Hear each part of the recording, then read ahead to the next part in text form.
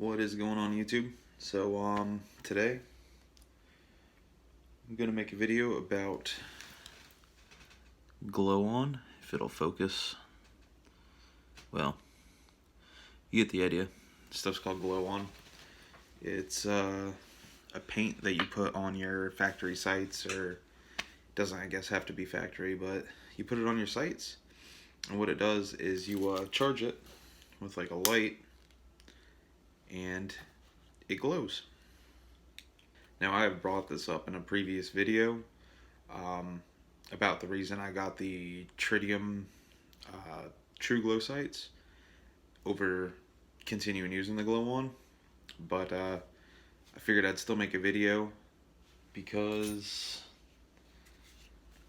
my factory sights are back on the G2c because of a project that I'm going to be doing here in a little bit. I'll get into that later. So how this is applied, there's a video on that too, but so how this is applied, you take your bottle, I bought the smallest one, you shake it really well, you take something with like a 5-point, like a toothpick or something like that, dip it in there, and with mine, because they're recessed little indentions, you just dab it in the spots, let it dry. There's a whole video about applying it, so that's how you put it on. The reason I'm still running it on my factory sites is just because I like the green over the white factory sites, but I did run into some issues with it.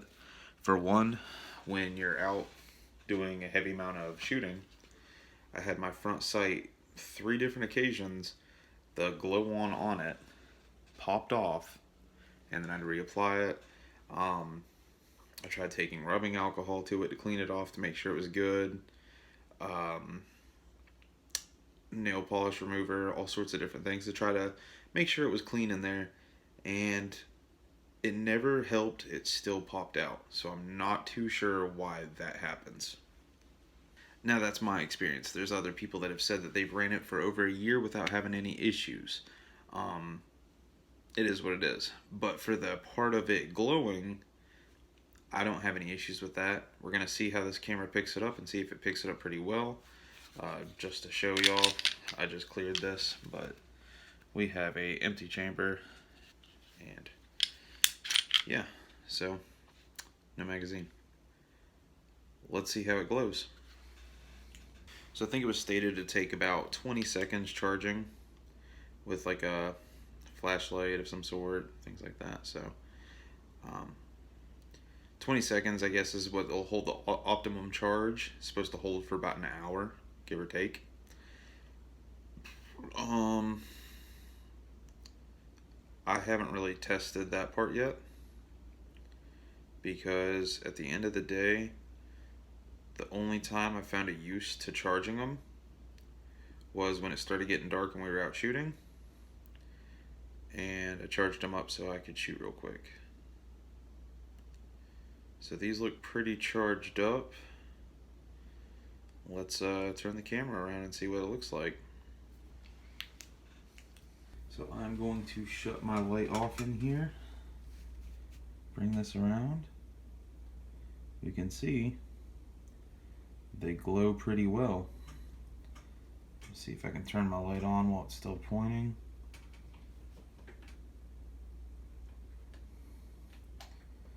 So yeah,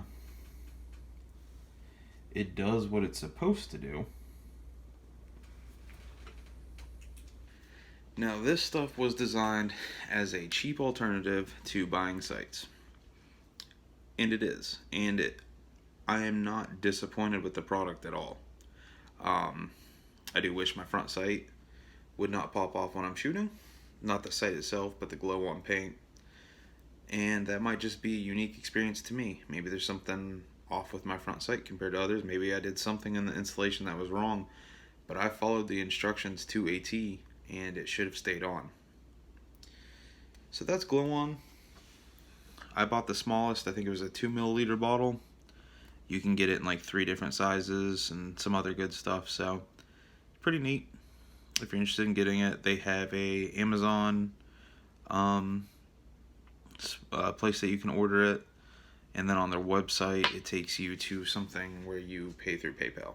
So yeah, those are different ways that you can get it.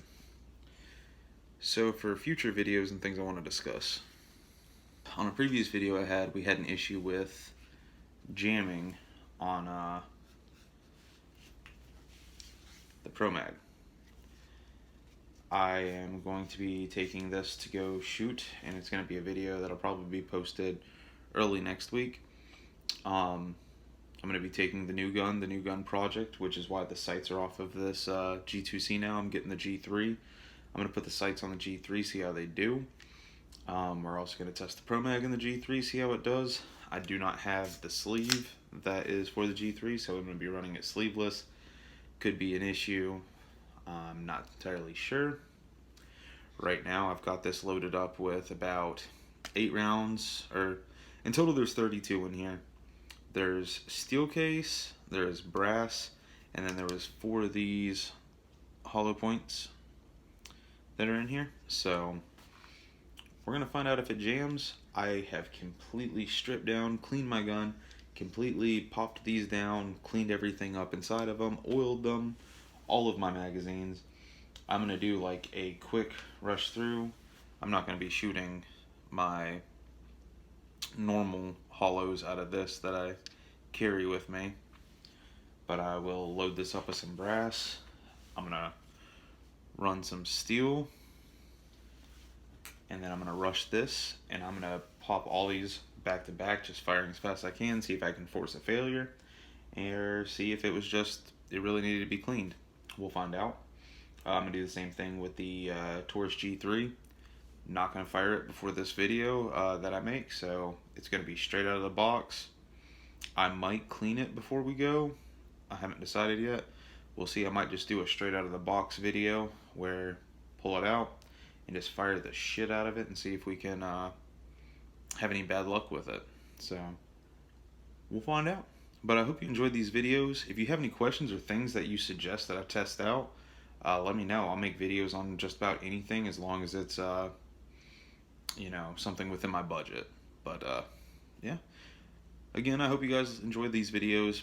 Please hit that subscribe button and greatly appreciate it. But other than that, I'm out.